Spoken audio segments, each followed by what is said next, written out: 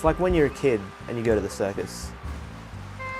It's like the best thing ever. You're completely carefree, you have the best time. That's the kind of feeling I chase every time I play music. I want to play with sound in the same way that a child would play with a toy. That way I can live in a permanent circus. I feel like playing this kind of music is much more organic when played in a live setting rather than in a studio setting. But I'm not sure, maybe that's not true. But I always feel like I feel like I perform better in a live setting rather than a studio setting. Because you've got an audience, you've got something to feed off, and I feel like it draws the best kind of performance out of not just me, but everyone in the band. Hopefully they feel that way too. It was all recorded live at Louisville's famous Rudyard Kipling on a Monday night in September, and now it's ready to be heard by the masses. The thing I wanted most to convey with the music was not necessarily I wanted to stimulate people emotionally rather than intellectually. I didn't want the music to be too complicated or too inaccessible. I wanted a regular person to walk down the street to be like, oh yeah, that's cool. I didn't ever want it to be complicated for the sake of being complicated. And as a result, a lot of it is really simple music. But I really like it. It's really fun music to play. And I'm really happy that I was able to document it the way I have. The core of the group is myself, and then Brandon Coleman playing guitar, and Bruno Souza playing drums. And I remember the very first time I played with them. I feel like it was an instant kind of chemistry. Everything felt really good right from the get-go.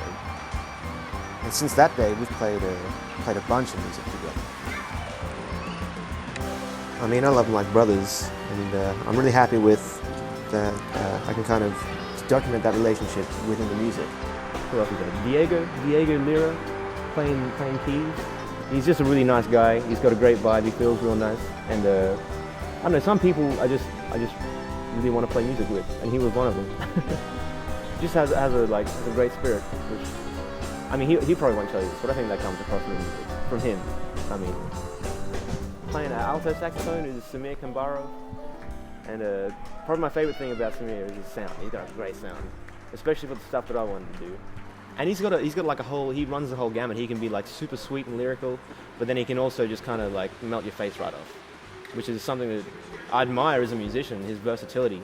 But that's something that I really wanted to capture on the album, was that really raw sound that he has. And yeah, what I like about Ansyn is his spirit, first of all, because I don't think I've ever seen him in a bad mood, which and it's great to be around people like that, and it makes it a lot of fun to play music. And then second of all is he's just incredibly solid. He's like super solid. Like, as far as horn plays go, I think he has probably my favorite time feel of any horn player that I know. It's just always like super on it. Carly Johnson is probably one of my favorite singers. The thing I like most about Carly is she's a musician first and a singer second.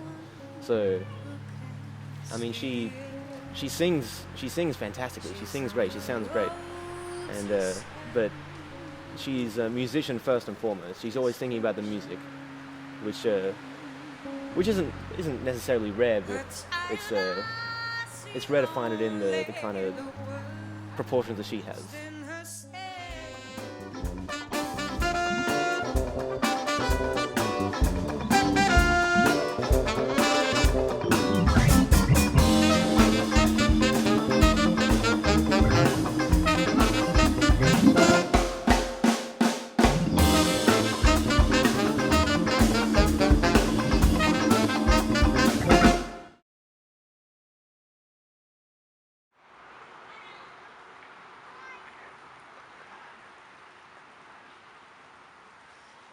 Okay, look over here like you were gonna